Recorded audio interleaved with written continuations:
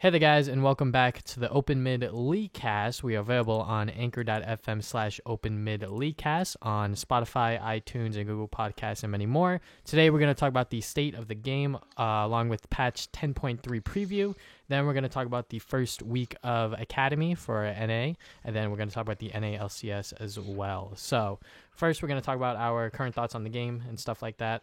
So, personally, I've been playing a lot more, or should I say more in general, because I went on a quick little vacation over the weekend, but just picked the game up back today, and the game still feels relatively good still. I don't know. Like, what are your thoughts on the game state?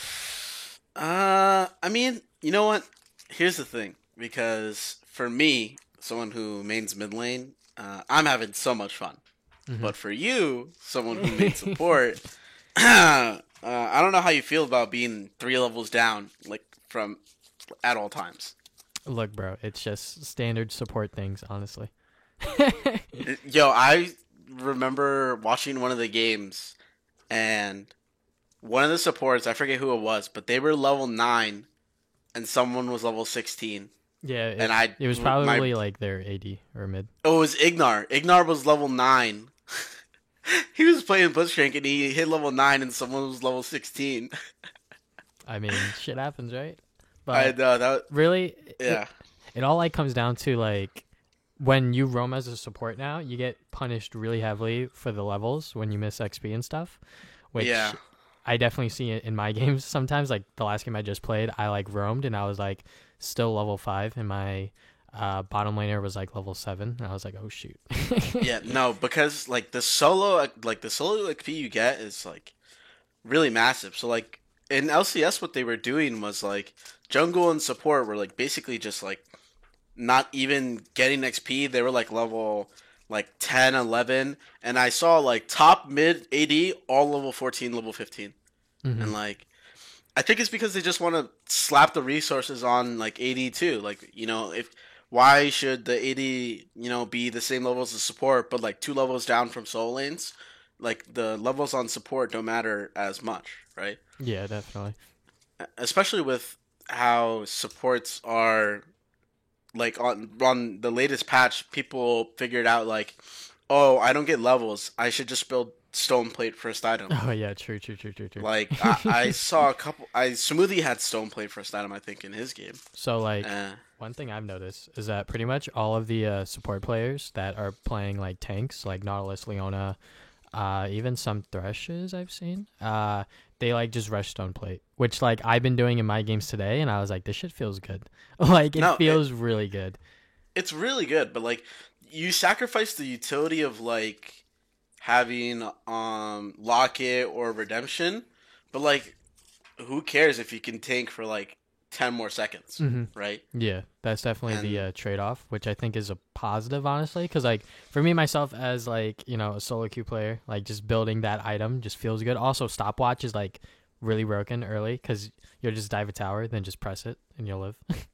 yeah, I know. Oh my god, I was playing LeBlanc mid versus a Morgana, and obviously people who play Morgana mid should stop playing League of Legends, but she she had a stopwatch. So she had stopwatch from Runes, and at level fucking 9, she just like flash ults me under my tower, sits on stopwatch. I don't have like my cooldowns aren't up. I just die, and then I'm just like, what the fuck? I'm triggered because Morgana ulti goes through fucking stopwatch. I'm just like, this is dumb as shit. And then I came back and I solo killed her. But that's besides the point. Stopwatch sucks. Yeah. um, but I think it's fine. Honestly, it feels. I wondered like how bad does it feel for you to like be underleveled like that? I mean, I don't see that much of a difference. All I see is that all right, I have to be in lane more pre-6, because if I'm not and I do like one roam and like I miss like a couple waves, it's gonna be really bad because I'm just gonna be underleveled, especially if I'm playing someone like Leona and I need my 6 to like, or I don't need it, but like it makes engaging a lot easier when I'm 6.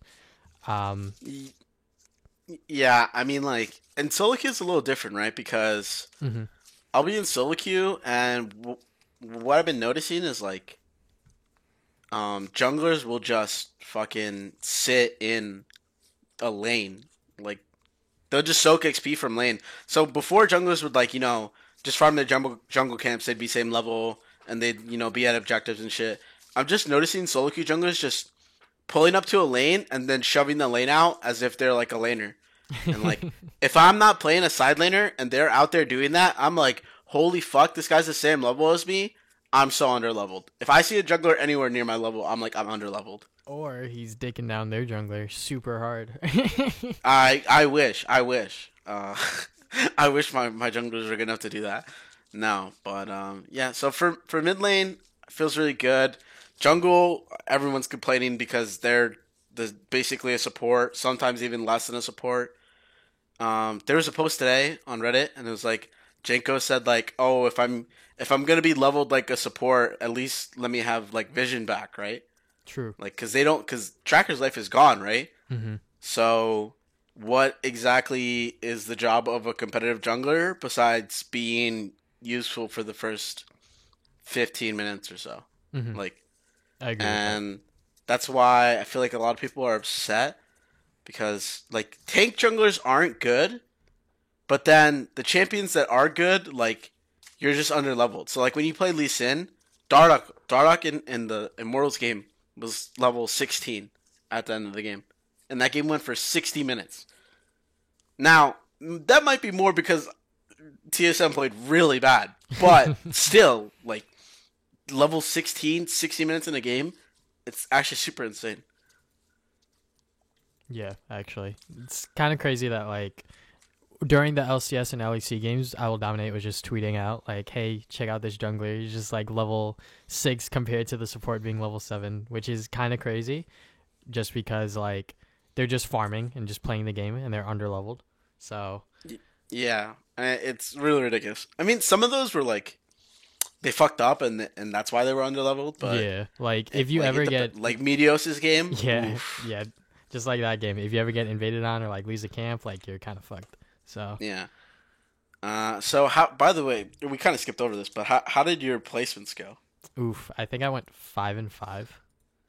So, I think I went 4-6. I mean, We were joking about it at the time. Like I did better than Jensen because Yeah. Jensen went 3-7. I have no idea And what I happened think to some Bjergsen went people. 3-7 too.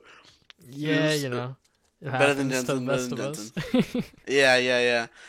I was actually so surprised. So many people were negative win rate at the start of the season. Like so negative win rate. It was It's really mainly bad. because they didn't reset the MMR. So like, And not enough. I mean, there was Yeah. a soft reset, but like they needed more. But definitely like the thing is, I don't think they can hard reset without like messing everything up. lower level players will be upset if there's a hard reset because then they'll be in games with like diamond plus players and they're like gold. And I think it'd be frustrating for everyone. Like if I was playing in the game with like a legit gold jungler, I would be upset. Like Yeah, and imagine like on the enemy team there's just like 5 last season diamonds and I have like 2 plat. Like even if I had a plat player, I'd be mad. yeah. I mean, this is what happens when Riot like messes up just one season. It kind of just like takes a while for it to fix itself. Like the entirety of season 9 was kind of just ruined from like the beginning start. So now that the ranked reset, kind of, it's sort of getting back to normal, but not exactly where it's supposed to be. I think it's improving bit by bit. Like Yeah. I'm feeling it improve. Like as the season has gone on, like I'm like 50% win rate right now. Mhm. Like on like 100 games, but I'm starting to get into lobbies where there were Masters D1 players last season. Mhm. So my games have been getting easier because like I'm better than the players, but they're not bad enough to like just lose the game. Mhm. Actually, never mind. I had a solo queue game last night where we literally opened mid 8 minutes in because 2 people AFK'd. at like 4 minutes. Yeah, bro, it's the NA mentality, just weak NA mental. mentality. It was really rough sometimes, but Yeah, I mean, I had a game today where I had a AD main as mid. He was playing Veigar and he got the Yasuo fed, and I was like, oof. ooh, So I was just trying that's my a best. yikes matchup. According to OPGG, I was the ace, so I definitely wasn't the problem that game. Just Oh my god, I hate it when I get ace because I feel like it makes me feel bad knowing I was the best player on the team. Nah, So it I'm just actually like, I makes wish me someone feel else was the. okay because I'm just like, all right, I wasn't the problem that game. I don't think I was, so let's just. Nah, but that mentality is weird because like you always need to improve. So like, but if you think you were the best, like, it's hard to like judge yourself correctly sometimes, right? I mean, just in that one game scenario where like your four teammates are not playing the best, it happens.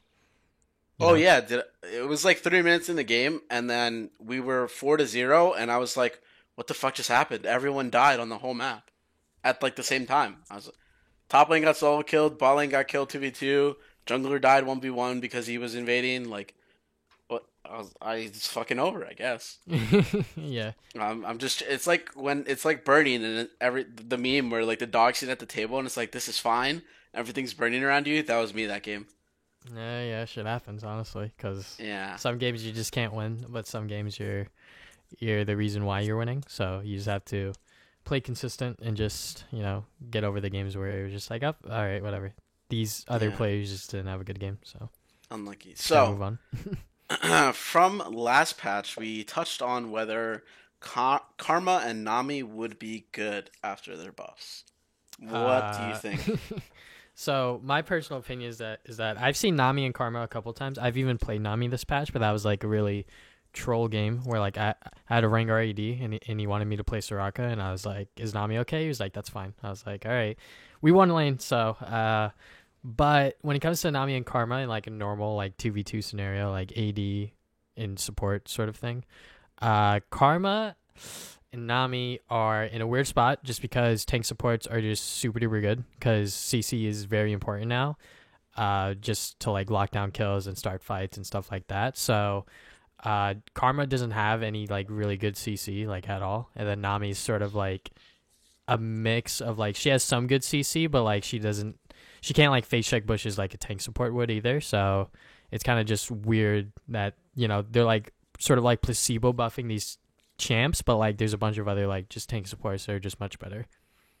Yeah, I mean, LS was talking about it a lot. Like, why are people like handshaking like Tom Kench Braum, like Nautilus Leona when you can, because if you remember, like if you're playing Braum and like someone like picks Zyra into you, you're not having a fun time. Yeah, Like the whole game. definitely. You're feeling, and it's like Zyra seems like one of those that would be really good because her ulti, like, there's so many melee champions in the solo lane, and her ulti just cucks them. Like they're just like Just zones a whole you part of the can't map. like it does damage, and you can't like. I found it incredibly hard to deal with it. I was Yeah, playing Kali, and I was just like, "Fuck, I can't." I Can't think go. teams that like pick Tom Kench blind when they don't see their support is kind of like trolling, in my opinion.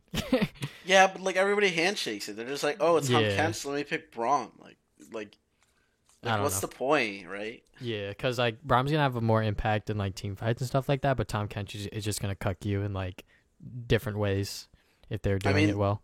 we saw Tom Kent in the LCS this past weekend, like a lot actually. Yeah, And the people who were playing it were really saving their team. Like they were unless you're playing Keith. it well. Huh? Unless you're Keith. Oh god.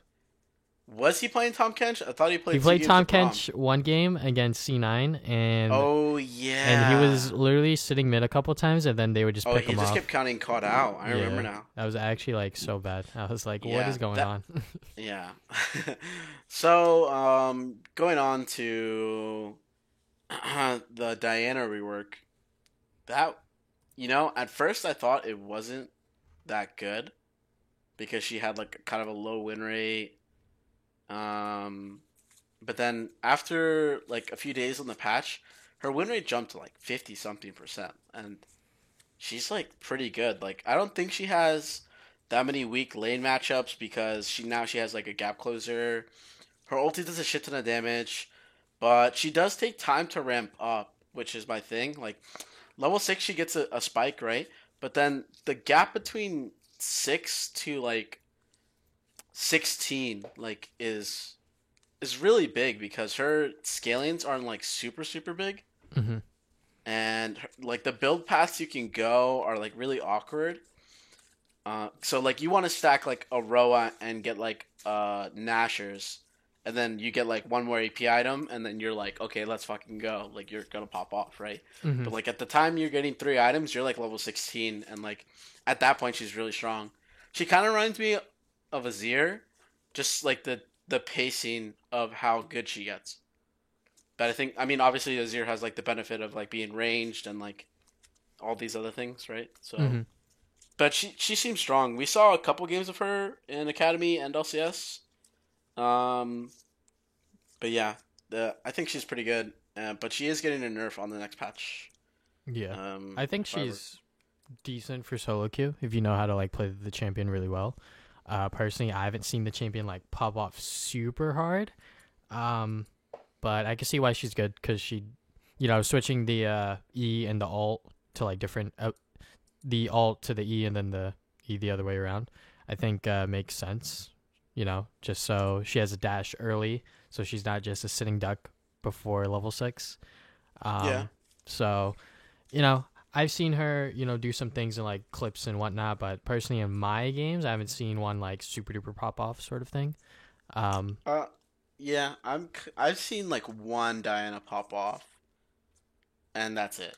yeah, But besides that, it's weird to me because I see that she has like a decent win rate, but like I almost never see her in any games. it's probably because those people that are playing her want to play her, and it's because they know that they're good on her, sort of thing. Yeah, she's more like a one trick champ, I guess.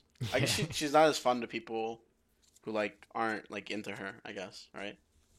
Maybe it's just that win rates aren't necessarily everything in my eyes. So, to those people that are playing Diana right now, they probably know what they're doing with that character because she's not like borderline broken, which is why no one's playing her anymore.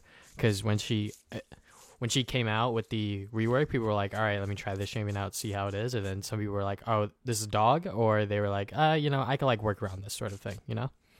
Yeah.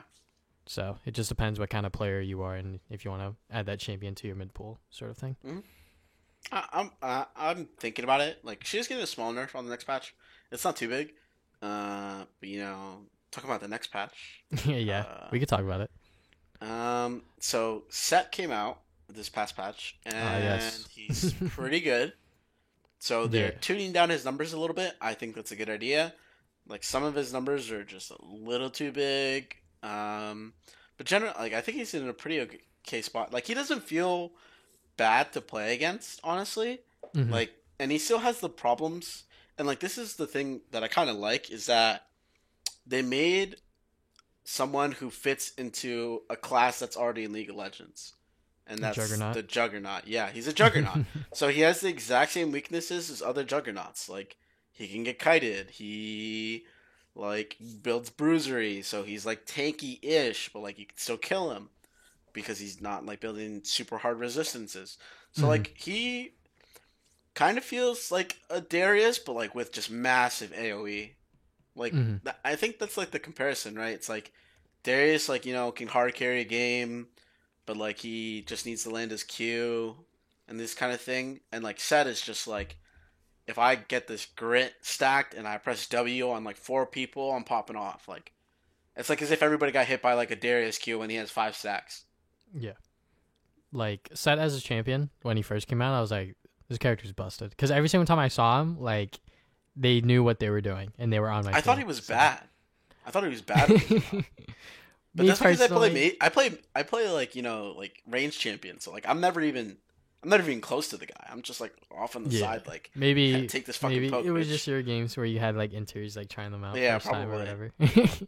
But Oh, I've been doing with a friend, and he's been playing Set jungle. Yo, we've got some highlight clips. He makes that champion. He makes me think that champion's actually broken. yeah, I think if you know what you're doing and like what Set strengths are and you know how to abuse them, you'll have a great time with him. But nowadays, like, sometimes he'll get banned, sometimes he won't, sometimes he'll go through, sometimes he won't, in my games personally. So I think he's not broken, but he's a little bit above not balanced. Yeah. Yeah, not too bad. So for a couple other things on the patch, they're nerfing Set a little bit on numbers. They're finally nerfing Echo Jungle. They're making his W stun not be freaking 2.25 seconds. It's 2 seconds now. Ooh. Wow. Diana, like I said, getting small nerfs. Akali, gutted, gone from the game. Don't play that champion. Really bad. Like, they're upgrading her energy costs, which are going to be so bad. They're making her... They're, like, trying to give, like, a buff by making her W give more, like, movement speed, but, like, that, who really cares? And her first R is going to be targeted now, like it used to be. The second one is still going to be, like, you can shoot it anywhere. But basically, they're just killing her safety, and they're really nerfing her wave clear.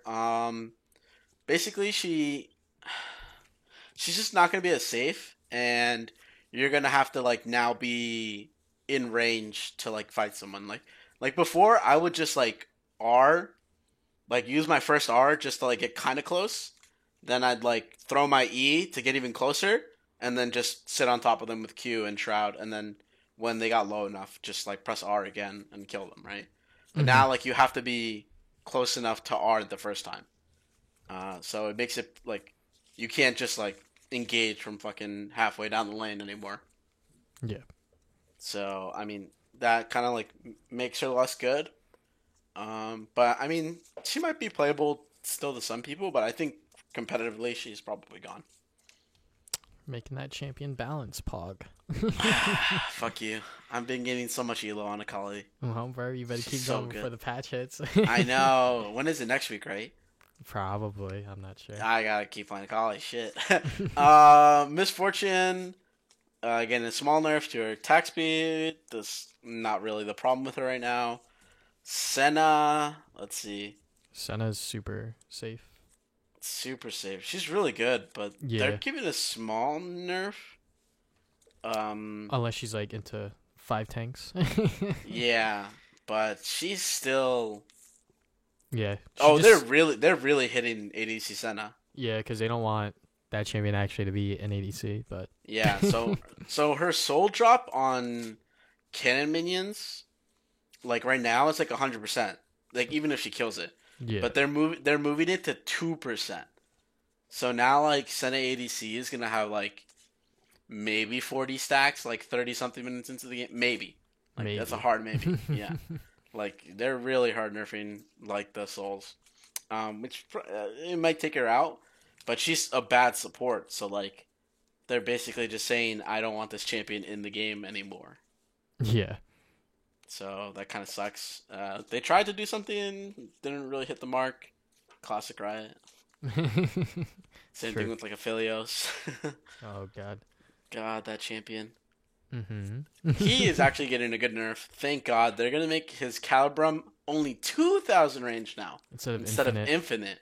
Yeah, that's nice. Wow. Now you can't get one shot from base, you know? That was actually yeah. The bug fix solution, which actually is kind of big. His passive's no longer going to crit for full damage on the second shot, which is probably why I was one-shotting kids, like, on 3 autos. So that I'm a little sad because I like playing Lucian. Buffs, jungle XP, thank God, but I don't think it's going to solve things. There's this whole thread about it. You could probably find it on Twitter or on Reddit. We're not really going to go into it because there's a lot of math involved, but basically jungle XP is just going up a little bit. Most people don't think it's enough.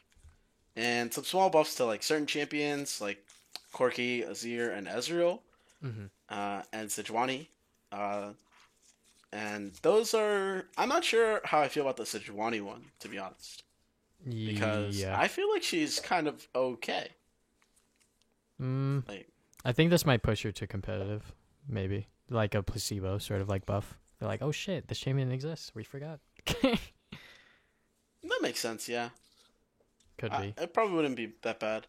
I think the Ezreal changes might be good enough to also push him to competitive. Like we saw Apollo play Ezreal, but no, like Altec. or yes, Altec, my bad. They're both on IMT.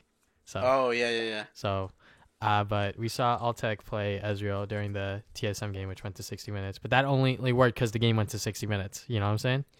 Yeah, true. So, By the way, quick question: did Altec replace Apollo, or did Apollo replace Altec on Echo Fox? It went. I know Apollo played on Echo Fox. Yeah, I think I don't remember when. I think they just swapped the bot lane at a certain point. Forget. Yeah, because because Smoothie eventually came oh, on, it was. but he played no, with I thought it Lost. was Adrian, wasn't it?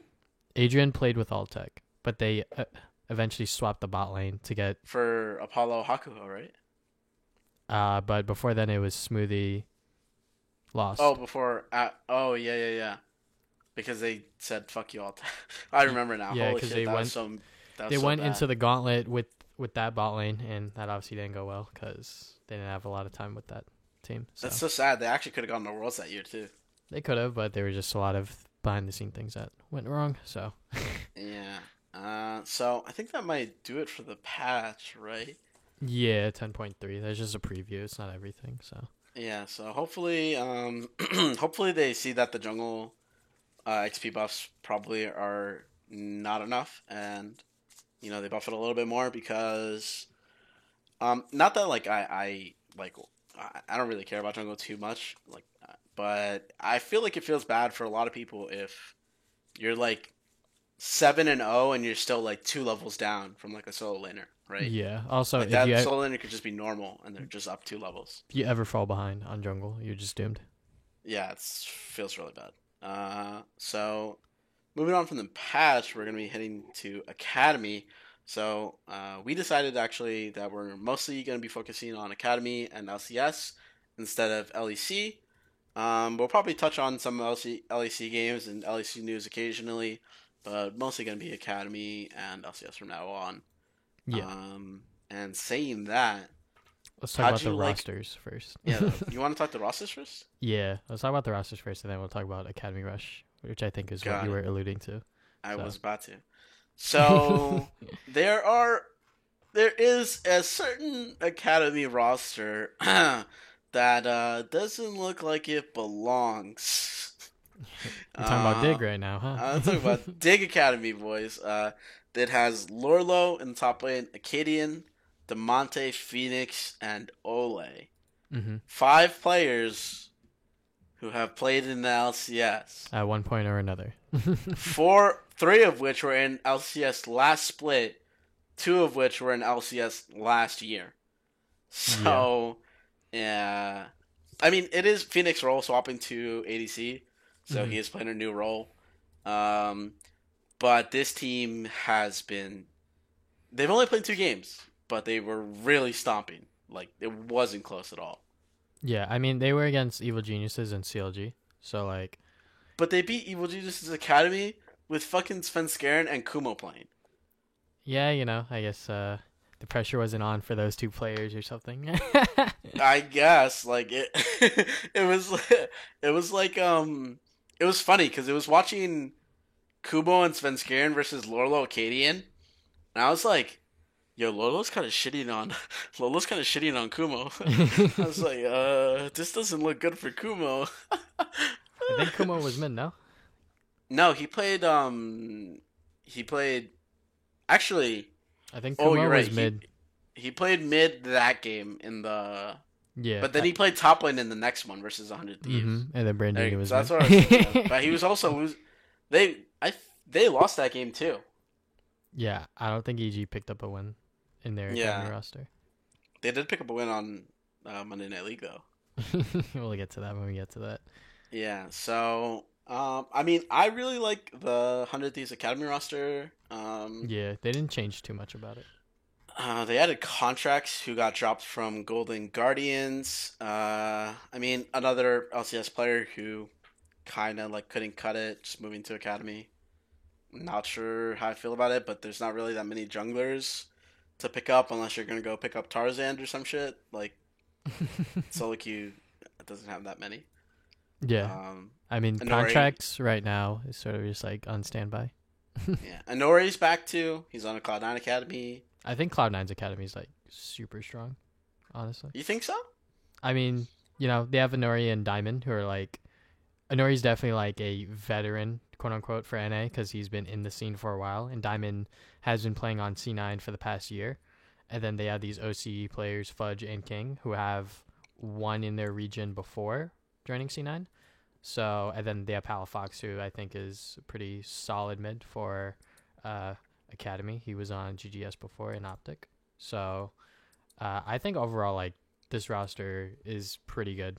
And they also have Rainover as the coach, so you can't really go wrong there. That's true. I mean, I think Fudge, like, it was pretty interesting when they played the past games. Like, Fudge didn't look good in one of the games. He was hard smurfing in one, but like, Are you talking about the GGS game or TLA? Yeah, it looked like he was getting kind of outclassed in the GGS game. Bro, I mean, they still won. Spartan. Yeah, he is against Zion Spartan. So, interesting. But I think Academy, this split is like it feels really weird that some of like because Dig Academy is there, right? So like if they don't win, it looks really bad on the players on Dig Academy. Yeah, at least top two, unless like C9 comes up as well. Yeah, but it just looks really. I mean, bad. yeah, like it could look bad, but as long as they're playing with confidence and they know like what they have to do. Because, like, all of them are, like, veterans on Dig Academy to a certain extent. They've all been in the scene for a while now. So they all know what it takes to win and what they want to do in the game. Like, how they want to play sort of thing. It's just about them figuring it out. So. Yeah. But it's another Academy roster. The Immortals roster is definitely very interesting. Because they have a lot... I mean, they have Insanity and Asta. And do you remember when Asta subbed in back in, I don't remember when. He subbed in for Era when he had a visa issue. Yeah. I think last year. And I remember everyone saying like, "Yo, Asta looks really good." Like he didn't play bad. He actually looked like they won games with Asta. Mm-hmm. And it feels weird that he's not like on another team or something like that. Yeah, like I mean, Arrow's gone, right? Yeah. But then Asta doesn't even have a spot anymore because Apollo is now the ADC there for Immortals Academy. So like where's Asta? Like was he bad? Like it's not like he was bad. He played on LCS and like he didn't play bad. So like it feels weird that like someone like Asta's not even on like technically on a roster. There were probably no offers that he liked, or he just wanted to stay with Immortals. So yeah, we don't know exactly what the full story is there, but everyone on this roster has been in the scene for a while. Potluck has been in the amateur scene for a good amount of time now. I believe he was a coach before on GGS Academy, and now he's a player again for Immortals. And obviously Gate's been trying to get back into LCS for a while now, but he's been in Academy for the past year or two. So I think this roster has the potential to make stuff happen. It's just a matter of on which days they happen to play, who's playing better. Because, if they ever come across Dig and, yikes. That shit's not going to be good as long as... That shit's not going to be fun. certain things Talking happen. about Alarim is on this team. Yeah. And in the first game of the split for Academy, right, it was TSM Academy versus IMT Academy. And it was Alarim versus Dokla. And God, was Alarim just like ripping Dokla a new one. and like Dokla was starting over Alarim in LCS, like when they were both on Optic. So it's kind of funny watching It was a watching lot of Allen pent up just aggression run. there. Yeah, a lot of like he was really angry. He'd been like, so you're better than me, huh? Go 05. Tuh. Granted, it was Urgot into Aatrox, so That's probably maybe not a good maybe he matchup. had a little bit of a better matchup since Aatrox doesn't have a revive anymore. Hmm. But it was. I mean, like we can get into the game seeing like TSM IMT, or at first I guess Academy Rush would be what we talk about, right? Yeah. So a lot of people were like complaining about the way that was handled, like Academy Rush as a whole. Personally, the bits I watched of it, it wasn't that bad. I think it's just because people aren't used to like seeing like multiple games happen at once and it switch off like that sort of thing, where like they're not in control of which game they want to see and this and that. So Yeah.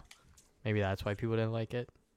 People I saying mean, that they were like getting a headache and this and that. I think they might have been over exaggerating a little, but that's just yeah, their opinion. yeah, So that's not an exaggeration. I think I actually enjoyed it a lot. Like watching all the games, seeing all the action, it was like really nice to like be able to like catch up on like all the games at the same time. And some of those games were boring, right? So like, why would you want to watch like Dig Stomp for 25 minutes? Right, that's boring. You'd want to hmm see like something else interesting going on. And there were some production issues, right? Like it's the first time they're doing it, but honestly, I think it's really nice to watch, and I think it puts a lot of eyes on Academy.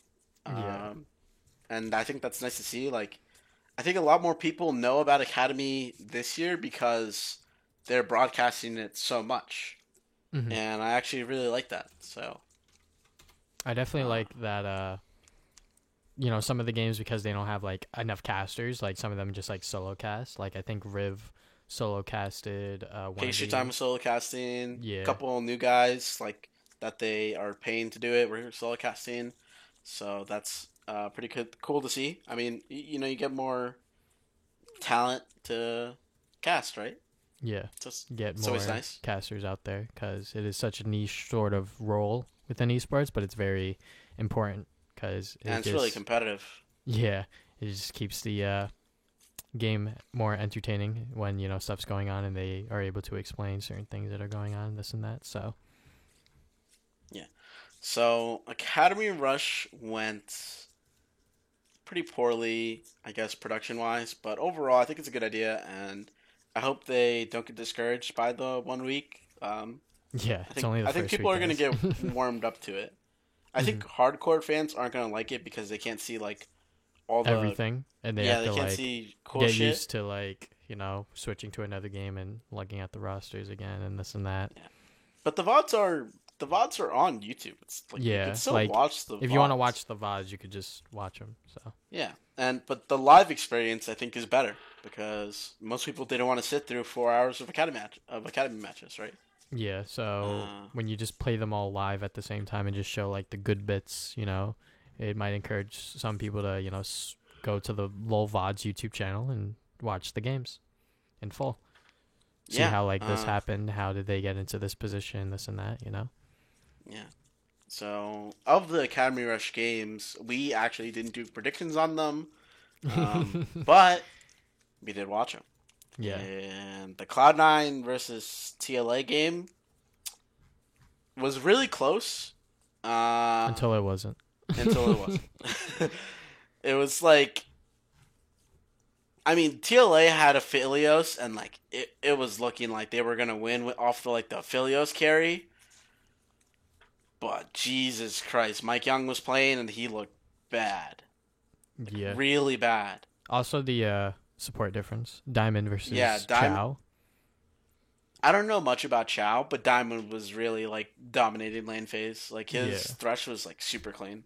Chow's been a support for not a long time. He was AD before, so he like role swapped and like climbed the solo queue ladder. But Diamond has obviously been playing in Academy for a bit, and he got like probably his favorite champion, Thresh. So he was just making like plays and just map movements, and like there's one clip where he like flash predicted Yusui in the jungle or whatever. So obviously, that got King very far ahead in terms of AD. Also, Varus Thresh is just goddamn really oppressive. yeah, Yeah. it's just really bad to like play into because when you're Leona, you kind of just have one thing where you just go in, but when you're playing into Thresh just negates all that. So I mean, it was kind of odd. Cloud9 didn't take Senna. It was open. No, it probably wasn't banned. So because they were just like, if we pick Varus here, we could just kill them, which is yeah, exactly what happened. So yeah, true. Cloud9 got Ocean Soul, so it was pretty dunzo. King and Fudge, the OCE imports, looked pretty good. I mean, yeah, King obviously was popping off, and Fudge was fine, I think. I mean, he was worn into Mord, so it's not like he gets to show too much, but like he played fine, right? yeah. And I think the OS imports kind of are showing that they're pretty good for Academy. Like Yeah, they don't look that bad. I Right? think they're good for Academy, but they just need time to be in that sort of environment to really have the potential to be in LCS, or else you'll end up like FPA or someone else. Yeah. Obviously, next would be the TSM INT game. We touched on this a little bit. Alarim kind of shitting on Dokla. Alarim playing for INT. Dokla playing for TSM. Lost was really trying to hard carry this game on Aphelios. Yeah, there was like one play where he like flashed into like all three of them, but Yeah. it didn't end up well. Team diff, I gotta say. Um, yeah, the top side just lost really hard. I mean, Evolve didn't look like he lost, but he was versus Nautilus mid, so it's not like he was really doing anything either. Yeah, he can't really do much into that matchup. Yeah. Playing a assassin into a tank, that is never fun. Yeah, but TSM's team fighting in this game was really poor, so I mean that obviously contributed to them losing pretty hard, honestly. Um, but yeah, I think this team could probably get better. Lost looked good. Evolved seemed like solid.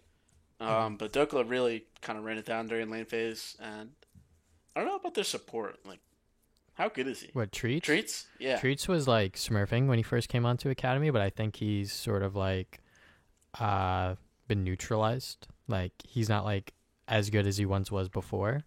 But I still think that he's like a pretty good and like smart player. It's just that on stage and like on games, he's just like making like some mistakes and like not doing certain things he should be. But I think TSM's comp, I think the Nautilus mid sort of just like ruined everything. Cause like, all right guys, we have to get on Ezreal, but there's a Air God and Nautilus in front of us along with a Braum. So how the fuck do we kill them before anything else? And it's kind of hard with their comp because they have an LV and Aphelios, who isn't necessarily a tank killer. So I think the team comps were just too big of a difference, honestly. A little bit. I mean, if TSM had gone ahead in top and bot, then like this game's really different because then INT's comp has like no damage if they're behind. Mm-hmm. But because they like fell behind top lane and because Potluck was like kind of sitting bot lane, like they just didn't have like they need to get really far ahead with this comp and it just didn't happen. So Yeah. it kind of sucks. But Gate played against Traits, and Gate was in LCS. So I mean, it feels weird to say like you have to play better than someone who is in LCS if you want to be in LCS, right? So like, it's hard to like take away like how good someone is, right? Mm-hmm. So I mean, that's my big thing with Academy is that like sometimes I'm not sure how good someone is if they're playing against someone who is in LCS and like they weren't even good enough to beat that guy, then it feels really hard to get a spot, right? I mean, times are different, like, for example, someone like Inori, like he went to Scouting Grounds, his team got last, but obviously his individual performance was enough for C9 to look at him and be like, hey, you want to join our Academy roster, Yeah. So, But I mean, like, is Inori, actually, Inori could possibly start over Blabber in like depends a game, on what happens. maybe. Yeah, no, but I'm saying like, but let's talk about it. Svenskeren was like MVP last play, and Blabber was still getting games, so it's not like performance is specifically the thing, right? I mean, yeah, Like, it's literally whatever Reaper wants to do. yeah. So if Reaper's like, "Yo, Nori, you want to come play a game?" or Nori's like, "Oh, fuck yeah, please." I bet every fucking Academy jungler wants to play for C9 because you actually might get time. Yeah. Be good. Going on to the next. Speaking of Svenskeren, actually, he played for EG. EG Academy, That didn't go and well. they kind of got shit on. Kuma was also playing, but Kuma was playing mid lane. But Jesus Christ, Dig Academy really kind of shit on them. Yeah. Even though Svenskeren did steal a Baron, like it didn't even matter. They lost like at 28 minutes. They lost right Yeah. after he stole Baron, basically. I think it's literally because like they don't have like any synergy or like any team cohesion going on. They're kind of just like playing the game and just like doing whatever, you know? Yeah, probably. Like, yeah, I mean, Academy probably like it's harder as a jungler, right? Because Svenskeren played the 2 Academy games. He ran it down in one of his LCS games. So he was looking the same as he was looking in the Academy games, but in one LCS game he was really playing well, and that was right after like they got stomped by 100 Thieves Academy. So like iffy. I mean, hard to say. Like this game was just basically a stomp. Dig looks like they could be an LCS. Like this Dig Academy team looks like they could fucking be Golden Guardians. Like, Probably. yeah, like it's the like I'm trying to think about it. It's like Demonte versus Golden Glue.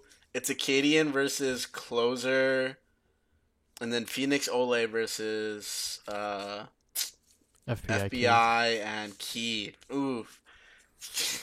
Yo, could Dig win? Is that Could Dig like Academy win? Possibly. do you think it's possible or do you think it's likely? I mean, I'm leaning more towards like the 60-40 sort of thing, you know what I'm saying? For Dig or for Golden Guardians? For your Dig. Ooh, I mean, if it's like a God. best of one, obviously it's a Anything fucking can coin happen. flip. But Yeah. in like a best of 3, best of 5 scenario, like I would give it to Dig Academy 10 out of 10 Yeah. times. That just makes me kind of upset for I mean, some of these players. it's just what right? happens when Golden Guardians are like, "Hey Keith, you want to play support?" And they Right? keep... It's like Ole's right over there. It's like they're acting as if Ole didn't like play super well on IMT and also didn't win 2 splits with TL. Like, I know internationally he doesn't look the best, but like honestly, Golden Guardians, you're not looking to go international. You're looking to like make playoffs. It's Right. probably because of Ole's last split when he was on what's it called? He was on Golden Guardians. Yeah, so whatever. Yeah. But, I mean, there's no reason to like get like. I mean, actually, they were starting to replace him with Huhi. So, Yeah, they started giving Huhi time on stage, so which whatever is they funny wanted because to do. Huhi is on Golden Guardians Academy now, and Keith is on the main team. Mm-hmm. So they don't even have a real support man. Yeah, I mean, I think Huhi would probably been a lot better than Keith, despite Keith playing bot for many years. Like, just the games that we saw of him, which we'll talk about later, were just not good. Yeah. Moving on to the last Academy game that happened Academy for Academy Rush. Rush. For Academy Rush, it was CLG Fly. COG versus Fly, and it was a really big stomp. Basically, Yeah, FlyQuest just kind of ran them over. They took 4 Drakes to 0. They got Mountain Soul at like 20 something minutes, and they got shit on. Revenge Yeah. was really running over. Like Revenge was like 6-0, 7-0 at some point. Like it was did not look good at all. And Really then bad. Top split and whatever that meme is. I just think that CLG, like, this Academy roster isn't all that great. I think Tuesday's just like complacent as to like where he is. He's like, all right, you guys want to resign me? That's cool. Like, I'm not sure if he like really wants to get better, because like CLG Academy, you know, they got rid of Otto, and then they got this new guy Wind, who was under LS for a while. You know, he was getting trained by LS in Korea. So, but they kept Phil.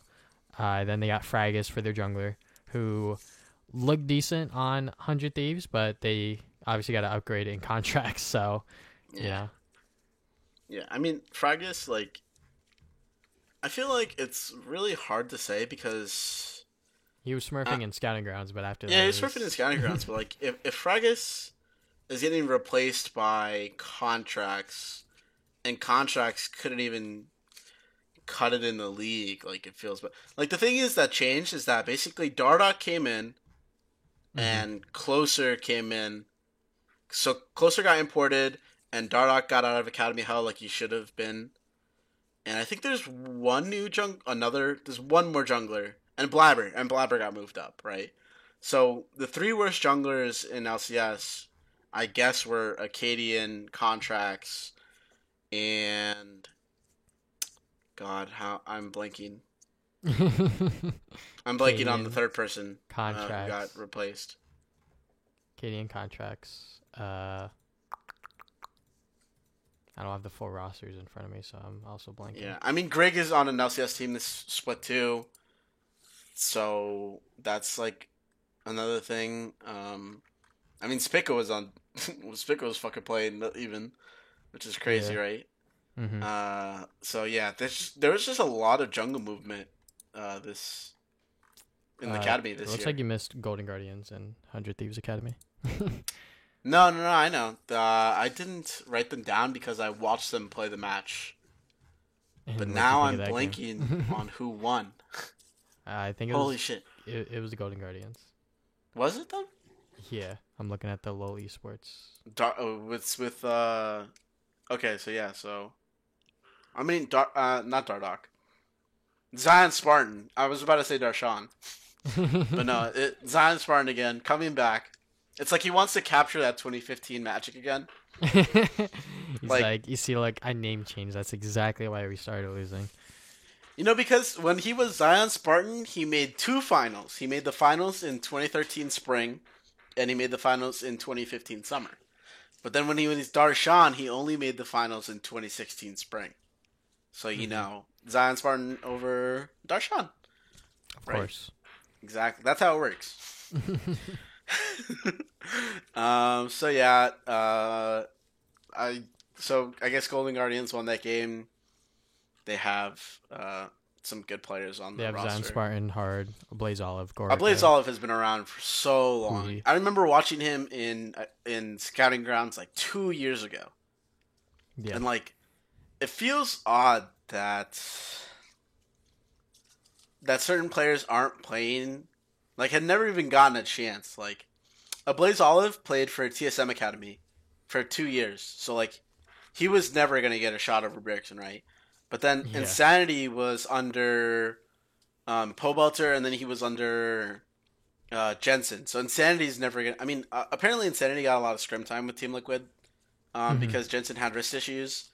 But it's not like Insanity didn't get any shots. And like, that's just the thing about mid lane for LCS. It's like, for some reason, I'm just watching like Ica and freaking Ryoma playing in the league, and I like want to like rip my hair out because it's like Damonte made worlds. Like you're not a good team if your mid laner is not good enough. Like, if your mid laner is bad, you will not win games.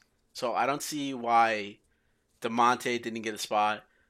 Or Pobelter. Pobelter had 1 split in the last, like, 8 splits, and he's not even on the spot. Like, it seems, like, just ridiculous to me that, like, even these guys who, like, are right below them, like Insanity and Blaze Olive and, like, Yusui are, like, not even close to getting a chance to play. Did you say Yusui, bro? Yusui? I said Yusui.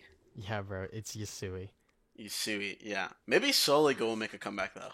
Soligo, man, he had his shot and it didn't end up well, so. No, you know, he might be the next Golden Glue, so we'll just have to wait. He might be the next Golden Glue. Apparently, he's gotten a lot better. Like, according to Dominate, Soligo's gotten like 10 times better or something since he was playing in the academy. I mean, in LCS. I mean, I hope so, because after that experience, you'd probably want to get better. Yeah, so. Hopefully. Yeah, I mean, it seems just weird that like nobody's even getting chances over guys that like. It's literally because that's just how NA is. They would much rather just import that slot or like have it or like take a chance with like Ryoma or like Ica because they think something about them is better than a NA mid. So it's just whatever the orgs want to do. Obviously, it's definitely very strange that Golden Glue is the only NA mid in NALCS right now. So Maybe that'll change going into summer, or maybe even halfway through the split. Roster changes could happen or whatever. So Yeah, and spring doesn't matter anymore. So like, yeah, it doesn't matter at all. yeah, it doesn't matter at all. So I mean, In the grand scheme of things. Golden Glue looked pretty good in one of his games. All right, we can talk about Uh, LCS now if you want. I think, yeah. I mean, the rest of the Academy games did get streamed. They were pretty basic. I think most of them were just like, except for the TSM TL Academy game. We have to talk about that because freaking Spica. Holy shit! Did you see the clip? I don't remember which clip you're talking about. It's the one where he steals Elder Dragon by kicking Mike Young out of the pit. Oh, You didn't see it? no, because I only got through like half the game. I actually didn't see the full game. Oh yeah, you fell asleep, But I think. I'll just watch it right now because I'm at the VOD. But Yeah, but Spica popped off. Like he stole Elder Drake from TL, and then they instantly won the game because Elder Drake Elder Drake is broken. yeah, Kind I'm of. I mean, watching it Immortals right kind now, of and Mike Young just yeah got kicked doesn't out. Mike So doesn't Mike Young, that sucks. Unfortunately, Mike Young does not even have an academy spot. He is actually only filling in for Fire, who is filling in for Broxa. So Yeah. kind of sucks for Mike Young that he doesn't have a spot, but it kind of seems like it's not really deserved, unfortunately. Yeah. I mean, shit happens. Yeah, tragic, So. tragic. My predictions were bad for Academy. Like I got like, I only think I got like one right. Uh, I think I got TSM Academy winning, and that was it. Bro, you didn't even get that. You predicted TLA, bro. I don't know what you're talking about. Shit, I'm garbage. I'm upset. But when it comes to the LCS, let's talk about day one first up. Day one. So that was the day with Cloud9 versus TL as the start. And I was sad because if you don't know me, I play a lot of Azir. And having to watch Jensen Azir made me very upset. It was really bad. Yeah, it He wasn't did that go an good. interesting rune choice that I've been trying, and that seems kind of nice.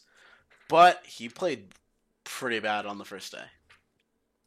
Yeah, I mean TL, that game looked like that they were just playing to not lose, and C9 were just looking for opportunities to go in and make plays, stuff like that. Yeah. So But the what do you call it? It's like glacial, right? They call it glacial Vigor. So like the glacial Vigor with all the slows just was like super tragic. Like they could not get in, and like you can't Yeah. engage into Vigor. Like it was really bad. The 'Cause cage is too strong. zone control, yeah. You Yeah. you have to go in when Cage is down, but even then it's sort of like a super like thin window because he also has the spooky ghost and the other glacial augment items. Yeah, and he doesn't really need AP because he just scales. stacks AP with his passive, right? Yeah. So like I mean, Double Lift got caught by one cage the whole game, and it instantly lost in the game. He got one shot right after, and like they just lost. So it kind of sucks for TL, but they didn't have Fire.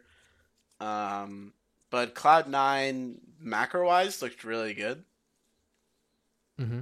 but I'm not willing to say like that they might be better than Team Liquid. They're probably better than Team Liquid right now Yeah, because they don't have Broxa still. because they don't have Broxa. But like even Also- when Broxa comes, Yeah. Also, the they'll team's probably been still be playing. better.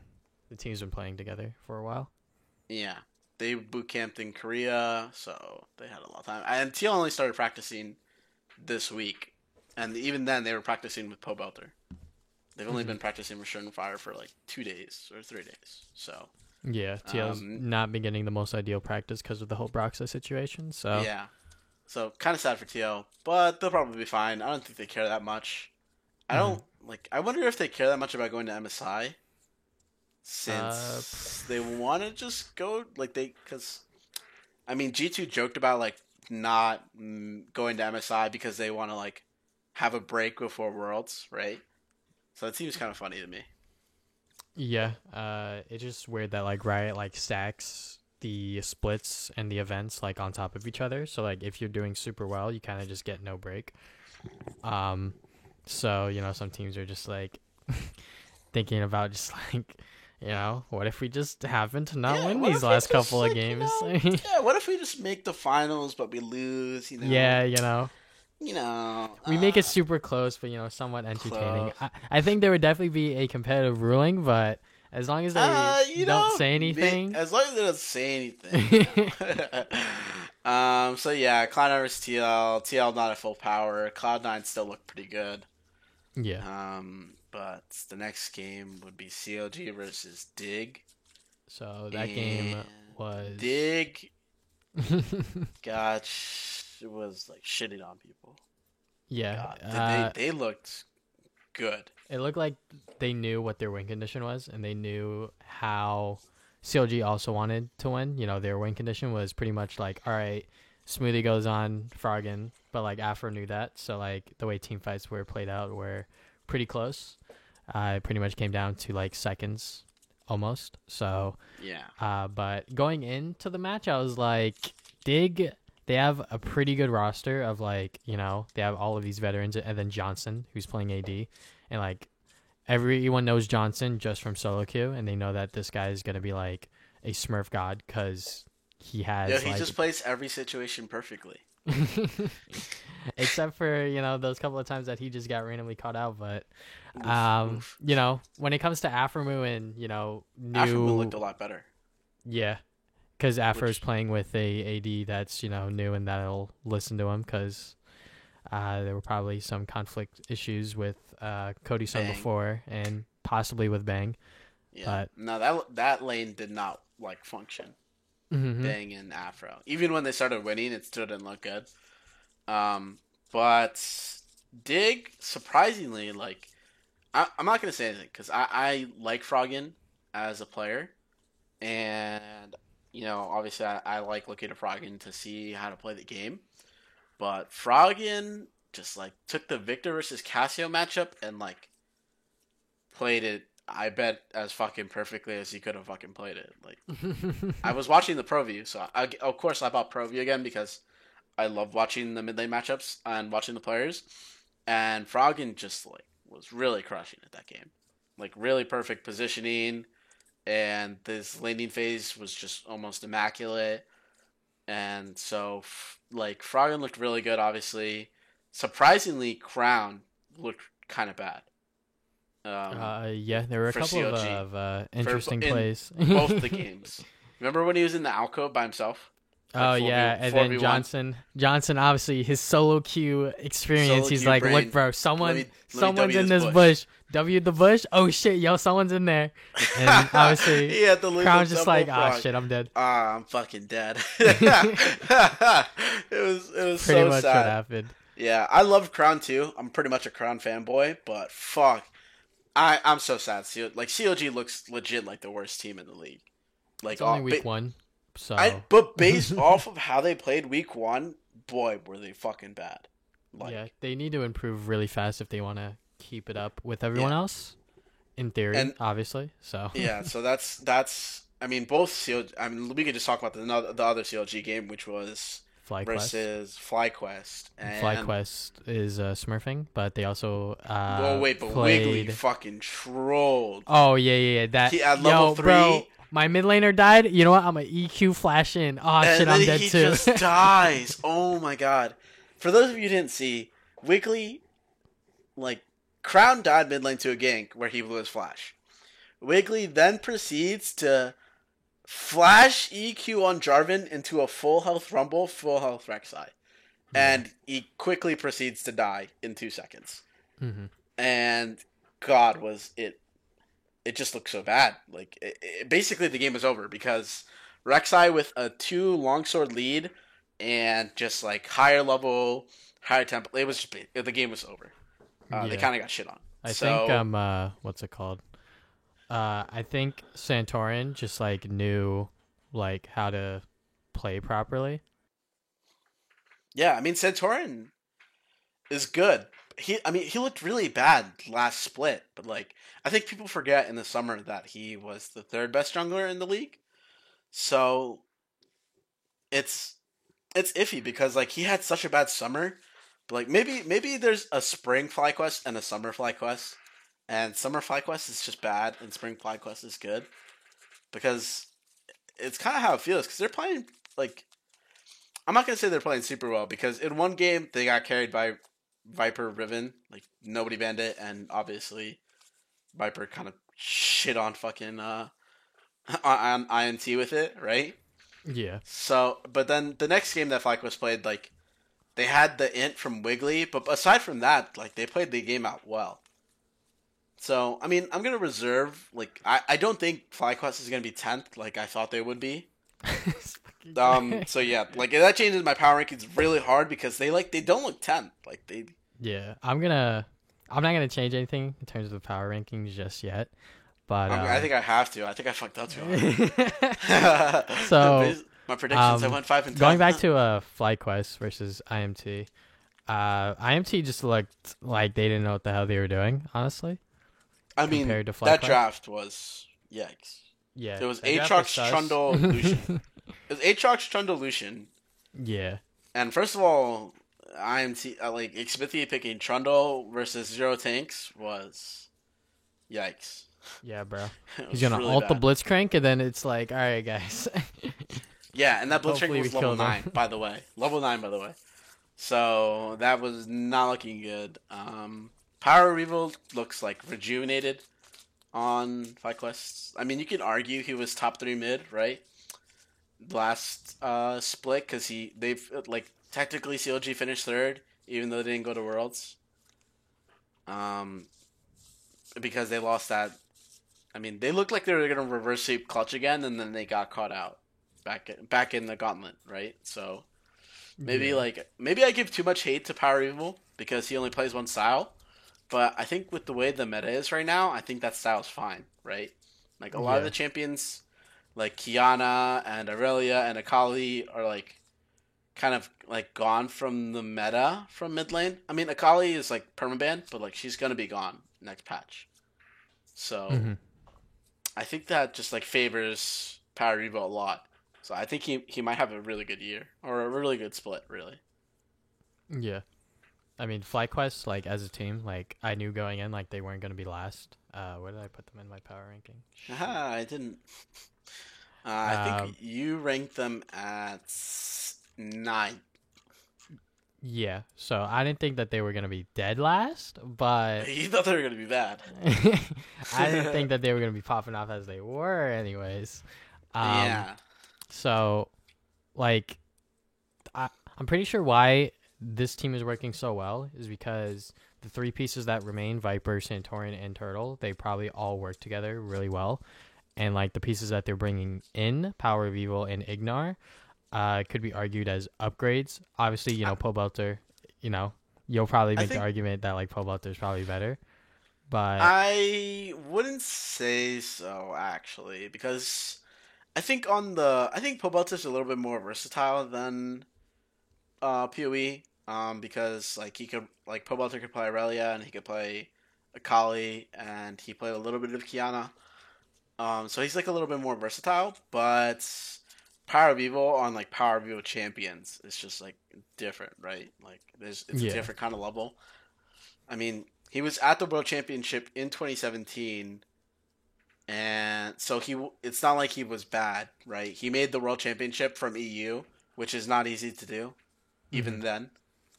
So I think I felt kind of low on him last year because he couldn't play what was meta. But even not playing the meta, he still got his team to third place in the summer. So Mhm. like if the meta fits him better this year, I think like FlyQuest could actually be pretty good. Obviously, some teams would have to move down for B then, and you know I know it's week 1, but CLG like already is like kind of dropping for me, even though like the Smoothie trade, Smoothie played well, right, Mhm. in their games. Like he was really trying hard. Like he was catching some good engages, especially Yeah. in the dig game. Mhm. But like dig like Afromoo like was counteracting them and CLG wasn't like completely on the same page following up. It's like maybe with more time CLG like can can like start climbing up, but their week one looked really bad, Yeah, definitely. especially versus like they're facing Dig, who I thought would be lower than them, and they faced uh they faced Dig and FlyQuest. So both teams that like I thought would be worse than them, they lost to. So then like once you start thinking of like where does that put them then, it looks kind of bad, right? Yeah, definitely. Uh, So but yeah, with FlyQuest going back to them, Ignar being the support pickup, I think was a pretty good idea because they had what did before, and like he had a rough time in EU before he came to NA. So maybe Ignar is the solution because Ignar is proven to be like a pretty good mechanical support and like he knows what he's doing within the role. So I think that now with FlyQuest, I think they have the pieces to make it work for them in terms of like how they want to operate as a team. So I think that they're probably playoff team now, in my opinion, possibly, or just like on the cusp of it, sort of thing. yeah, it seems like it's kind of hard to say because of how the split started for some people. Like for Mm-hmm. INT only having like 10 games of practice. No, I think it was 18 games before they started the split. They only had 18 games of practice. ITL doesn't even have their roster. COG only had a few days with Crown. Mm-hmm. Like the VC issues, I think really are kind of like bad for some teams, but like it's spring split, so like I don't think they really care that much, right? Yeah. Because it doesn't like the split has no regard for anything they're doing, right? Yeah. I think once we give it like halfway through the split, we'll see what teams are good and which teams are not. So Yeah. Moving on from the I think we kind of tangented from CLG and Dig to FlyQuest. yeah. The other I, game that FlyQuest played was obviously CLG and IMT. So I mean, talking about IMT a little bit, right? They only yeah. had a few days of practice. They did lose to FlyQuest on the first day, Mm-hmm. but it was a poor draft because they let Viper get Riven, and then they also didn't draft good champions That'll stop Viper. that'll stop Riven, right? So like they kind of just got rolled over as soon as the Riven like got enough items to just like 1v1 the Aatrox, like Soaz was really getting dicked on. But that's like no like shame on Soaz. Like I think anybody would get kind of shit on by Viper's Riven, right? In that Yeah. matchup, especially when he got ahead like he did. Mm-hmm. Um, but yeah, INT, I feel like I had them ranked as fourth coming into the split because I was pretty high on Soaz and Xmithy, and I was like maybe Ica can do like be service like if Ica's like as good as like Pobe, then this team can go get fourth, right? Because that's where FlyQuest finished. They got fourth Mm-hmm. in the spring last year, but God, did Ica look bad. Like Yeah. even in like they won a game. It barely counts as a game, but they won a Yeah. game. They won 1-1. But He's not the reason why they won. That's what you're no, saying. he's not at all. He even played bad. Like he actually played bad in the game they won. What we're talking about is the TSM game, Uh huh. which was I can't believe I watched it. I just think Immortals, they're another team that needs time, but just from like based on what they showed, I don't even know if Ico's worth the import slot sort of thing. No, I So mean I they don't know. only Maybe really Ryoma played can two like games, but yeah. Here's the thing though. Ryoma is like a young player who can like he's from OS and he was like at the top of OS, right? But Ica's like some guy who like EU LEC teams like we're not even looking at. So yeah, like like the difference between the two is that like Ryoma's young and maybe he can still develop and like that's kind of like 100 things we're looking at. But like Immortals picking up Ica is just like this is the best you could have done with like the people that were available to you. Like uh, yeah, uh, it seems like odd that you wouldn't even pick up a rookie from Europe, right? Like you picked up like This Leader guy. was like Leader played in Europe and like he didn't even Get an like offer. yeah, and I'm pretty sure Leader is better than Ica. I mean, obviously because Leader was playing in LEC and Ica was chilling in the French league, Yeah. right? So I don't know. I thought they were coming fourth, but I think I have to move them down. I don't think I'll move them out of playoffs just yet. Like I think Yeah. they might still be able to make playoffs, but You just gotta wait and see, right? we gotta wait and see. Yeah, but it didn't look good. And the last game to talk about for the first day was 100 Thieves versus Golden Guardians, which That game had me was torn. a fiesta. It had me torn because I like the Golden Guardians. I'm probably one of the few people who actually like the team, not just the players. But I also like 100 Thieves. But watching Closer, well, just give me your thoughts on Closer actually. So I think Closer is like pretty average for the LCS. I'm not sure if he's like super great, but he's also not like terrible either. Like he knows where to path and like what to do as a jungler. It's just that, you know, certain things and certain decisions that he made, especially within the what's it called, the C9 game, were just not the right ones at the end of the day. But like he just thought that like, hey, if I just camp Licorice, we could win the game. Yeah. I mean, like it kind of got turned around on them twice, I think, and Yeah, like that looks because kind of bad. But like I think the 100 Thieves Golden Guardian game showed like how good he can be. Cause yeah, Meteos got 4 buffed. Like it's literally because Golden Guardians had Braum, so like they just have to respect Braum invade. So like Midos but he just got still cut. got 4 buffed. Like that's I mean, bad. yeah, he's J4 into Gragas, and Gragas was still level 1, so he just EQs, gets the Conqueror, and just runs him down. So Yeah. So he Meteos definitely didn't look great. knows.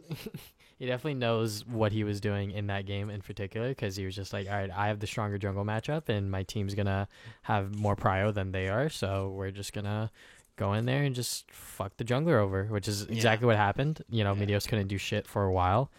I think for Um, like the whole game basically. Yeah, Until- until the Elder Steel, but Until the Elder Steel, which was so bullshit because that shit he was lived so funny. literally he got hit by the QR from Gold and like it kind of like triggers me a little bit because Golden Guardian's macro around the Elder Dragon was so bad. Like Mm-hmm. and Golden Glue played well. Enough. He played well. Like I don't even think you can say he played bad in that game because he was really I far mean, yeah. ahead. He was the He was- reason why they were still in the game. For Yeah, a he was while. blowing people's flashes. He was chunking people out. I think the team, like, it makes me hard to think that like Golden Glue didn't really go side lane that much. Like, I feel like if he had just like been pressuring the side lane, because I think he could win the 1v. I think the Gangplank 1v1 is tough, but like doable, right? But the difference is like Gangplank has a global, and then obviously your LeBlanc you don't. So maybe Golden Guardians they don't want to play the style like 1-3-1, like they didn't want to have Golden Glue in the side lane. But it just led to like such a fiasco where like they just threw at the Elder Drake and then the game is over. Like Yeah, it's the end game buff, as they say. they got 4 Drakes, you know that? They got 2 Drakes plus the 2 Infernals. Yeah, And they lost, And then which they lost because looks they lost bad. Elder, so yeah, they lost Yeah. Elder. I mean, but even then like they couldn't close the game out anyway. Like I don't think you needed the Elder to close, but their macro just seemed off to me. Like yeah. So But it was I'm 100 hoping the Thieves' team macro can improve. Their early game doesn't look that bad, but their mid game is, and I think Hanser struggled a lot in the 2 games they played. Yeah, Like I think the Aatrox game, he like looked okay, but then obviously like they kind of got turned around on, and then he got shit on, right? Mhm. I think the Golden Guardians roster, like from mid to top, like that's like not that bad. You know, you have Hanser, who's like proven to be like a pretty solid top laner. Closer, who's like not a bad jungler, but like he hasn't shown me anything that'll make me say that like he's super good. And then you have Golden Glue, who's been like on the rise for like the past year or two. And then you have their bot lane, which is goddamn FBI and Keith. So I think FBI isn't I think the problem though. I mean, yeah. I think FBI Keith, is definitely not the problem. It's the fact that Keith is literally just sitting mid and then he gets caught. Like well, obviously Tom Kench too. Like, this come the on. fight has to start on someone, but when he's getting caught and no one's like helping him or like they're not re-engaging or doing anything like that, it just looks super bad for Golden Guardians. Keith, right? I mean, It, Orange, like it looks bad on Keith. Like people will yeah. judge him on it, but then like it also looks bad on Golden Guardians because like they have Huki, who is literally playing the role last split Yeah, for like the whole split. for the whole split, and then also Ole and Academy. Like, I mean, Diamond reportedly was not getting let go. Jack wouldn't let him go. Yeah, I mean, I wouldn't let him go either because Right. it's just his money. Yeah. So like, Diamond, someone who like possibly could be playing in LCS right now, who's not. Treats, who probably wouldn't want to play for a last place LCS team, even if he got Yeah. an offer, right? And they Supposedly couldn't, there were offers on the table for him, but and they wouldn't even be able to like field him anyway because they have FBI. yeah, he is. But a then like import, you could so. just replace FBI for Apollo and it looks the same, right? Like or Asta, like Yeah, that's like the thing that like, teams just using their import slots how they want. So, yeah. I mean, was Apollo really that bad last year? What'd you think? I don't think so, but he's just like Mr. Consistent sort of thing. Yeah. So like, if you want to have Apollo instead of FBI and grab like Treats, right? That doesn't seem like that bad of an idea. But Mhm. I'm not the GM. Teams willing to spend money. Yeah. It's just Yeah, I'm not it's the just how it GM of is. Golden Guardians, but so I mean, Golden Guardians to me, like I don't want to put them last, But you kind of have to compare but to someone everyone else. has to be last, right? Like, Yeah. and the fact that Golden Guardians just like the 100 Thieves game, and here's the thing, like where it's kind of weird, where we can touch on like the Monday Night League game that happened. But 100 Thieves fall super far behind early, but somehow claw it back and beat Golden Guardians. And like that just shows like, oh, Golden Guardians' macro is not clean enough to close the game out, right? Yeah, Then it's part of it. 100 Thieves proceeds to get shit on by EG, who got beat by Dig. Hmm. Like, it's It's I definitely don't looking know, like kind of it sus for feels some of weird. these Like it teams. feels weird. So like, is Dig like top 3 now then? Because I had 100 Thieves as my third place team, right? Dig But could be if top Dig three. shitting on EG and EG shitting on 100 Thieves, who barely beat Golden Guardians, Look, man, it's still just week 1. I know, but it makes me think like, is 100 Thieves bad? Like, like they didn't 100 look Thieves are good. probably bad right now, but I think if you give them time, especially Ryoma time, to like improve and like develop as a player, I think 100 Thieves, like in the long term, like probably going into Worlds and going into Summer, they're probably going to be like a pretty good team. But right now, there's obviously a lot of problems that they need to work out themselves. And it's just a matter of time and them proving it to everyone else on stage that they are good enough to, be content for like top 3, top 2 sort of thing. Yeah. And I think the big question mark is basically like Ryoma and whether, and like this is what for a second, like I heard this take that 100 Thieves is just playing Ryoma for the spring to see like, oh, is he good enough to get, like, can he improve? And if not, like, there's options in Academy and there's options for summer, right? Hmm. So if 100 Thieves is like, yo, it's not gonna work out, sorry Ryoma, they've got options. Like Pobelter could play, or Demonte, or Insanity, who got like time on TL. Like, these are players that could play for them, or they can Hmm. go and find an import from somewhere in the world because they have an import slot open, right? Yeah. I believe they have a import slot open if they get rid of Ryoma. So yeah. Yeah. So just slot in another import that's better, right? So, I mean, uh, it's hard to tell because some teams looked a lot better than others, obviously, Mm-hmm. and one team in particular looked pretty bad. I think. I think you know What, who I'm talking TSM? about. Oh yeah, yeah, What? Yeah. yeah, yeah. Okay, TSM. so when it comes to the TSM matches, so the first one was IMT. So that was their debut match, boys. That was their debut match That against was on Immortals. Sunday. And that was a 60-minute fiesta where Big both fiesta. teams didn't have engage and they were just sitting around farming, waiting for someone to mess up. Yep. So I think just based on like that game alone, because of the team comms and the chambers that they were running, it was very obvious to me that like TSM is once again playing to not lose, which is not a good idea to like play.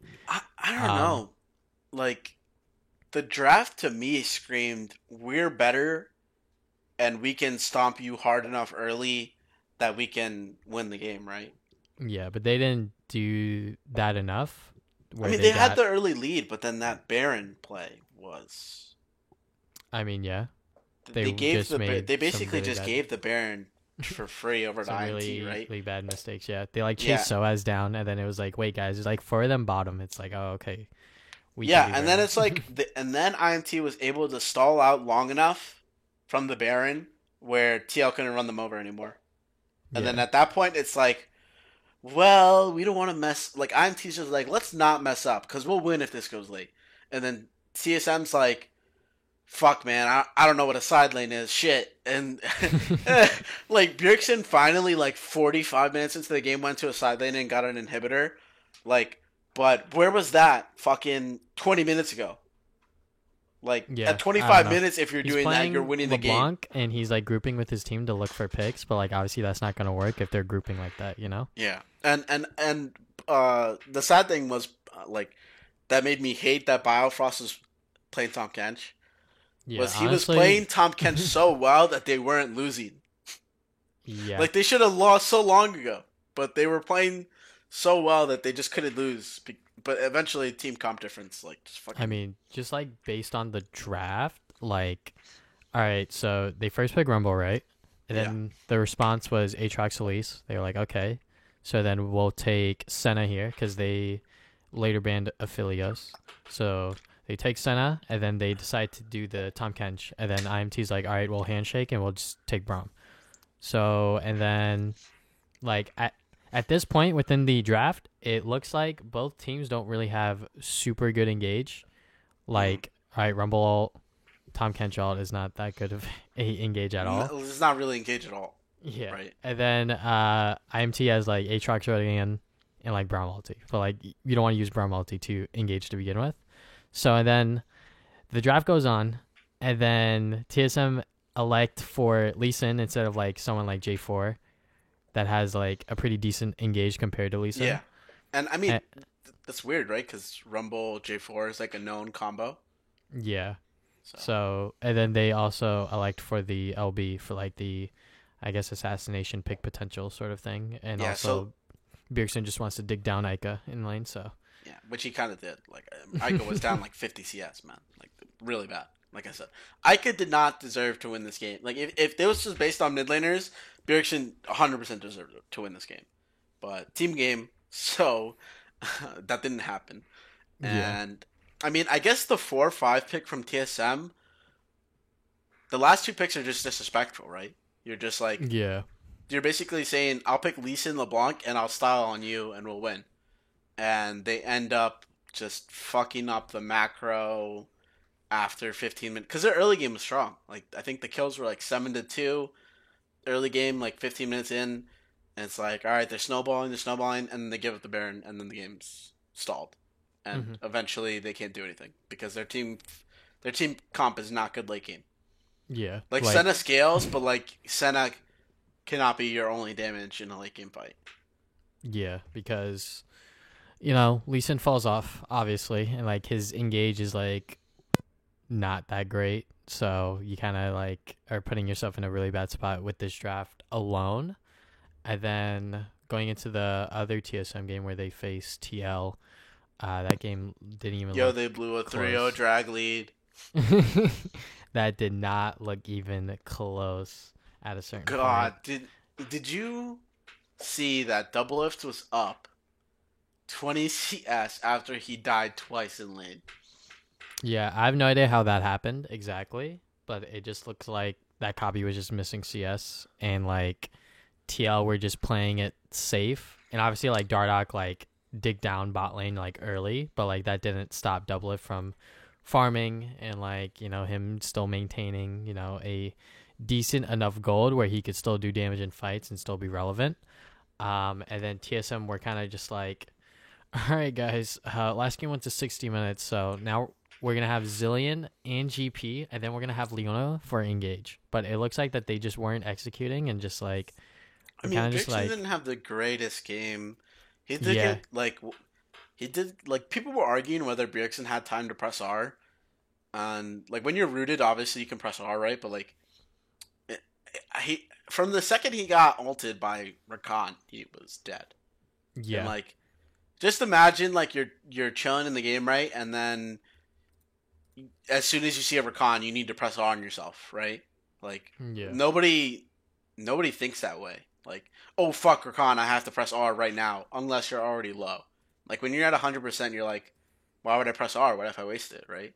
So I can see, like, the logic behind him dying and like, whatever. Like, it doesn't matter because Jensen played really well. He got solo killed, and Jensen went, like, 40 CS up.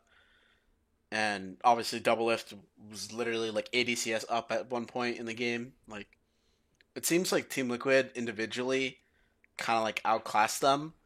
Even though in the early game, Dardoch was really, like, trying to carry. I think Dardoch, feels the worst out of these two losses. Because the Lee Sin game, he got his team ahead, 7 kills, and they got 2 Drakes. And then in the TSM game, they're up 3. I mean, in the Team Liquid game, they're up 3 Drakes. And it's Inferno map, and they can't get the 4th Drake. Like, how bad would you feel if, like, you got your team this lead, and then your lanes are just, like, losing it, slowly losing it because they're playing worse? Let me relook at the draft. Like, what's it called? So, like, instead of the GP, like, what if TSM had the Ornn? Like, that probably would have been a lot better because every single time Biofrost engaged, he was kind of just like left in the dust and just died for it. I mean, the thing is, you can't draft Zilean then. Like, yeah, they drafted Zilean and Misfortune. Like, if you're drafting Zilean, you're like, I need my hyper carry, right? Which is like supposed to be kind of like the GP this game, right? But MF, like anybody else, like Xayah got taken by Liquid, right? But yeah, like any other, like Kai'Sa's not bad either. Varus is in the game, like Varus is a champion. Like, why does it have to be the MF? Like, I know MF is strong, right? But yeah, but I think paired maybe up with Zilean is not a I think idea. maybe if you swap the MF, like, not the MF, if you swap the Zilean for, like, I don't know, was Azir banned in this set actually? No, so I mean, Azir versus Orianna is Azir favored, and then you have damage. You have GP Azir, MF. Like, you have all the wave clear in the world. Like, that seems like a draft that would actually work, right? Yeah, that probably would have been a lot better for team fighting. Yeah, so iffy to me. I mean, TSM, and the thing is, they even boot camped. Like, and that's, I think, the worst part is that they lost to an IMT who's been practicing for 18 games, and they lost to a Team Liquid who doesn't even have their main roster. Yeah, and it's probably because of the TSM pressure. Just like being on TSM is like a immense amount of pressure for them. So and I totally get that, but it's not a good look when, especially versus IMT, because IMT is a team that is supposed to be below them. So when you lose to someone below you, it makes it really hard to start catching up to the top, right? Because typically first, second, and third are like, 1 to 2 games apart. But if you're losing games to like IMT, that makes the gap like really far. Yeah, So I mean, it just sucks when it's like best of ones. So like people yeah. play like super safe, and like they don't really go for like really risky plays. They Oh, more go for like calculated sort of stuff. dude, I think if this was best of three, TSM easily like they see the first game they played versus IMT and they're like, holy fuck, we're dumb as fuck. We drafted no engage and we have this comp that can only win if we stomp by 30 minutes. And they're like, all right, let's draft something. And then I wouldn't doubt that they'd win, like over the Hmm. course of a best of three. But best of one, like it looked really bad. Yeah, I Um, get for like viewership and stuff like that, but like, as someone who ah, likes League, like as hardcore fans like you and me, who like very much enjoy watching the game and watching like pro players and seeing what they do, I don't even mind watching best of three, and I watched almost every best of three that happened when they had best of threes. Like, but I understand like I'm in the minority. We are in the minority, yeah, so which sucks. So yeah, it which is what sucks it is. sometimes. But yeah, TL got the win off the back of Jensen and Doublelift playing well. Fire didn't look awesome, but he's supposed to be in academy for a reason. They're trying to like develop him and make him better. Hmm. So I mean, I don't think he was awful, but obviously he wasn't the reason they won. Core JJ as usual looked clean. His engages were clean. Can't Hmm. and impact was impact. I think Yeah, like he's just the rock, bro. He's solid. he's just sitting top, He's just chilling. sitting top. He's like the. I'm trying to think. Isn't there like a rock statue up in top lane? He's like that. He's just always there, Okay. Um, did we I think we're miss? missing a team. Uh, did we talk about EG a lot? I think. Oh, I mean, I'll, no, we didn't talk about UG, but yeah, I think we talked about their academy team a lot, but yeah, when it but comes to the they're LCS roster, they got yeah, their first game Jizuke, versus Ben, Dig. Zazel, Svenskeren, and Kumo. So Yeah, parts of C9 and then some new parts with Jizuke and Bang. So they went Bang 1-1, didn't look right? bad.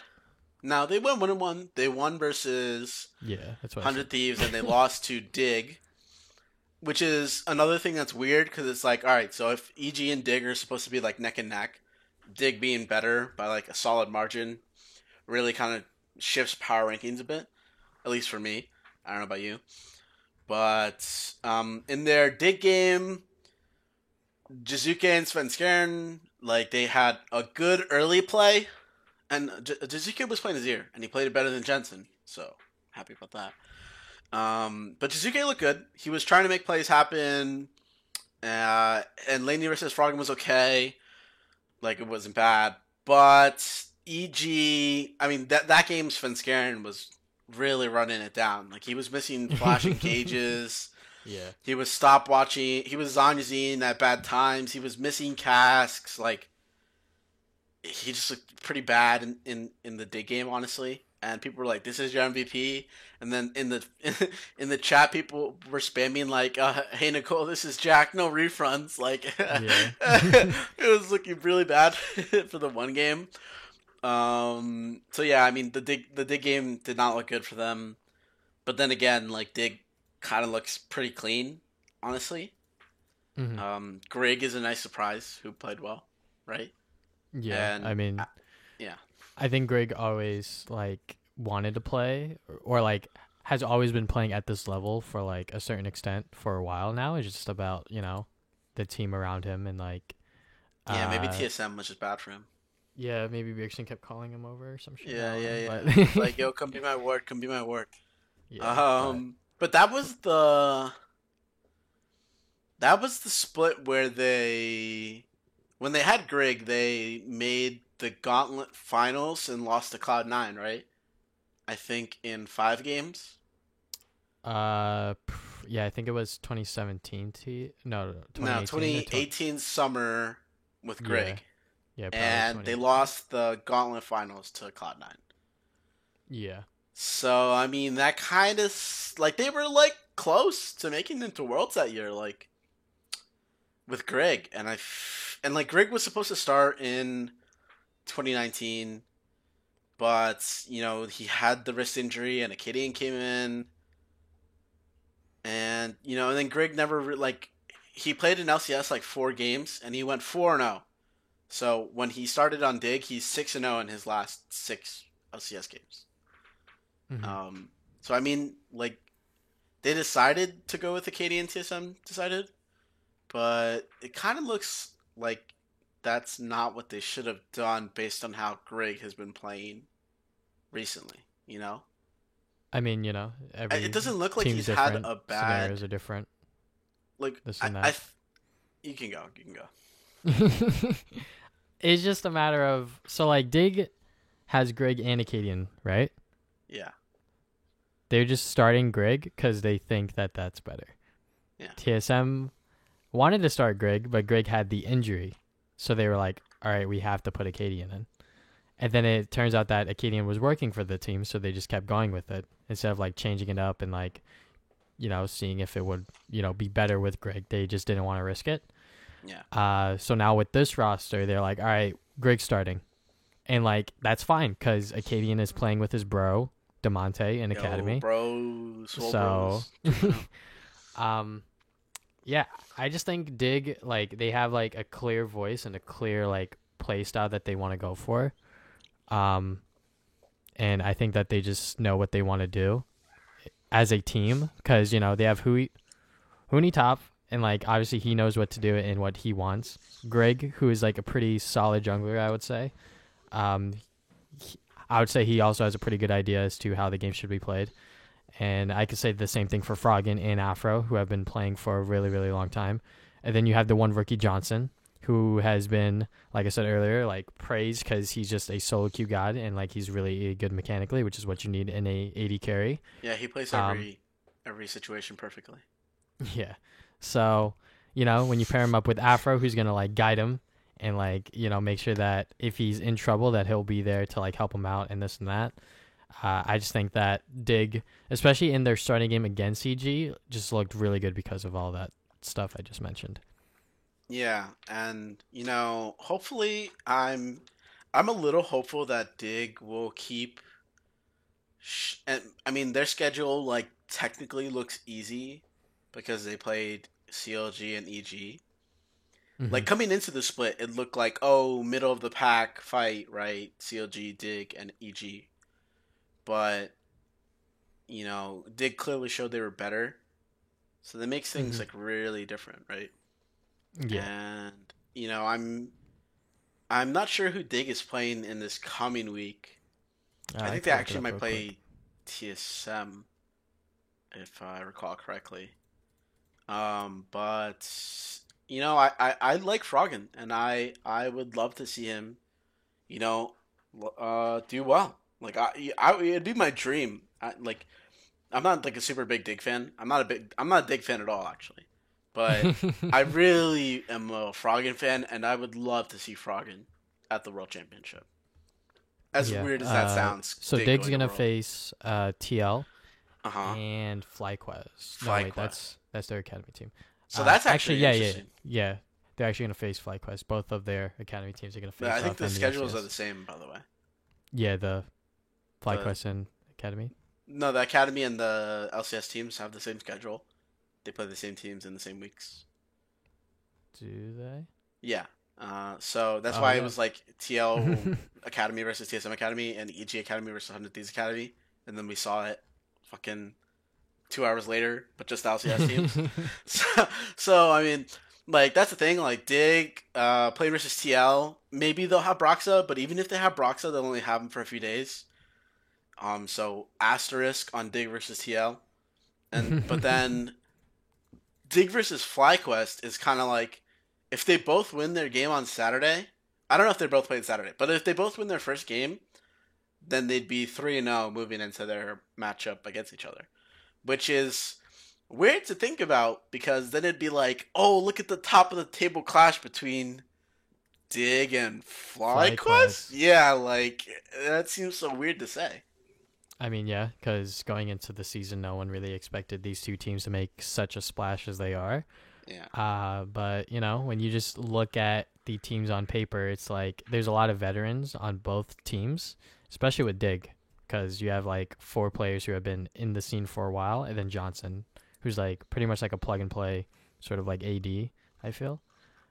So, and then going back to FlyQuest, you have Viper, Santorin, Turtle, who have been playing for the past year together. And then, you have PoE, who is very different from Pobelter, obviously, but, as long as they're able to cater to him and play to his strengths, shouldn't be that bad. And then they have Ignar, who's definitely a upgrade from JJ and Wadid. So, it's just a matter of execution and, all that good stuff when it comes to stage play. So, yeah. So, I guess that kind of wraps up like this past week of play. FlyQuest, Cloud9, and Dig at the top 2-0. TSM, Immortals, TSM, Golden Guardians, and CLG in last at 0-2, with Team Liquid, Immortals, EG, and 100 Thieves all sitting at 1-1, but with differing difficulties of schedule. So it looks a little weird. But taking just a quick look at next week's matches, or before that, actually, my predictions were bad. So we're gonna be keeping track of predictions, the split, and I am 5-10. That is including we did predictions on the 5 Academy games that were fully streamed on Saturday, Sunday, and Monday. Mm-hmm. And then we also obviously did the LCS games. Yeah, the LCS broadcast games as well. Yeah. So yeah, I'm 5-10. You're doing a little better, 8-7. So yeah, because I know the Academy teams a little bit more. Yeah, I have to do a little bit more reading up on a couple of them. I'm just gonna predict Dig Academy every fucking game, man. Like, they're gonna win it. I hope they go 18-0. But yeah, looking to next week, some interesting matchups obviously would be Dig versus FlyQuest, and Dig versus TL. Cool to look at. On the other side, though, TSM plays EG, who's 1-1, and CLG, who's 0-2. So, and CLG is also playing 100 Thieves, the first game on Saturday. So if they